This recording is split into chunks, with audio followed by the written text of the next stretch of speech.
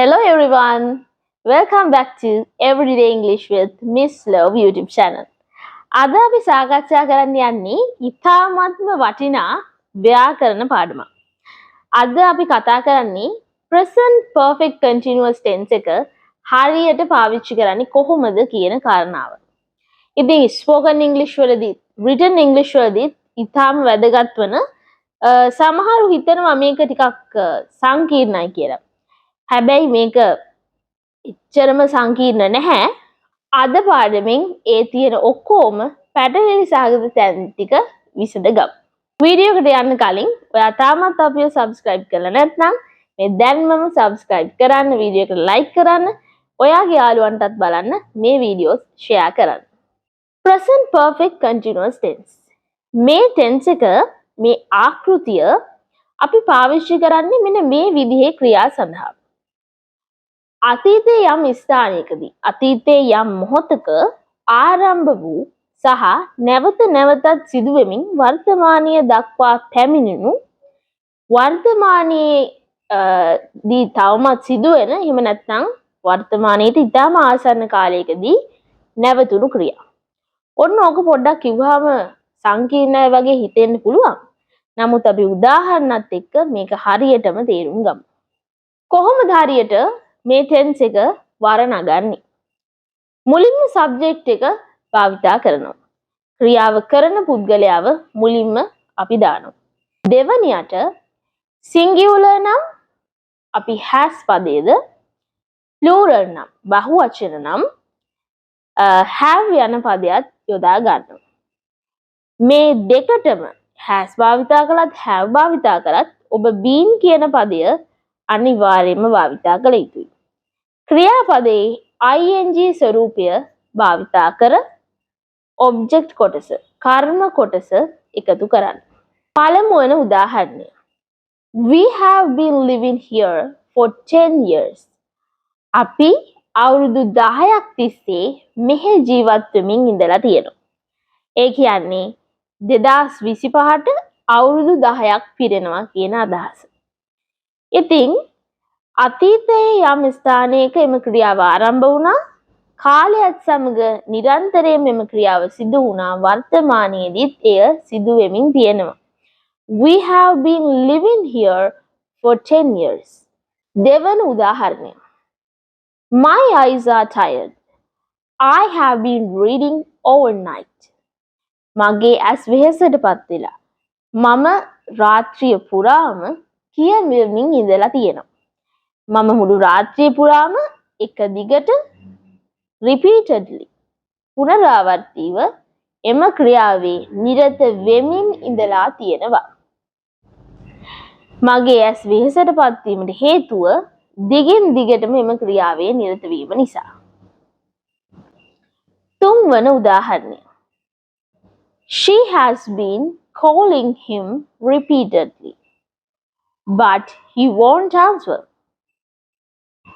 ඇය ඔහුට දිගින් දිගටම නැවත නැවතත් දුරකථන ඇමතුම් ලබා දෙමින් ඉඳලා තියෙනවා.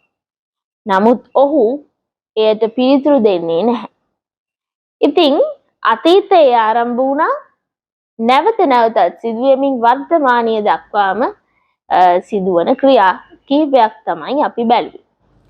සමහර විට ඒක වර්තමානයේ ඉතාම ආසන්න කාලයකදී සිදුවීම නැවතිලා තියෙන්නත් පුළුවන්. අපි බලමු නැත අර්ථ එහෙම නැත්නම් නෙගටිව් ආකාරයට කොහොමද මේක හදාගන්නේ කියලා. මෙතනදිත් අපි subject ඒ වගේම verb එක හදාගන්න හැටි, object එක එකතු කරගන්න හැටි බලමු. ක්‍රියාව සිදු කරන තැනත්තා subject එක. එක වචන නම් has not ද, බහුවචන නම් have not ද භාවිතා කරන්න. been යන පදේ අනිවාර්යයි. ක්‍රියාවේ ing ස්වරූපය තැබිය යුතුයි. ඉන්පසුව වාක්‍යයේ අගට object කොටස එකතු කරන්න.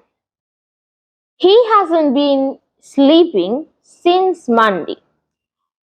ඔහු පසුගිය සඳුදා දින සිට නිදාගෙන නැහැ. නිදාගෙන සිට නැහැ. ඒ කියන්නේ ඔහු සඳුදා දින සිට ඉඳලා යම් ක්‍රියාවක නිරත වෙමින් සිට නැහැ. He hasn't been sleeping since Monday. ඔහු සඳුදා දින සිට නිදාගෙන ඉඳලා නැහැ. දෙවන උදාහරණය. My phone hasn't been working properly since the update. මගේ ෆෝන් එක හරියට වැඩ කරන්නේ නැහැ අප්ඩේට් එකෙන් පස්සේ ඉඳලා. මගේ ෆෝන් එක හරියට වැඩ කරන්නේ අප්ඩේට් එකෙන් පස්සේ ඉඳලා.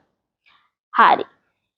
එතකොට අතීතයේ යම් සිදුවීමකට පස්සේ යමක් මේ දක්වාම දිගින් දිගටම සිදු වෙමින් තිබිලා තියෙනවා කියන එක තමයි මෙන්න මේ present perfect continuous වලින් අදහස් කරන්නේ.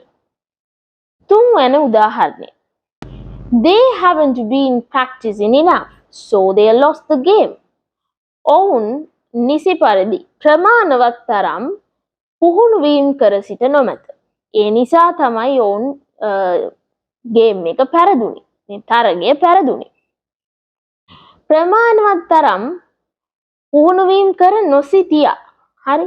අතීතයේ සිට ඒ යම් ක්‍රියාවේ දිගින් දිගටම නොඇලීම නිසා තමයි ඔවුන්ට මේ ක්‍රීඩාව පැරදීමට සිද්ධ වුණේ.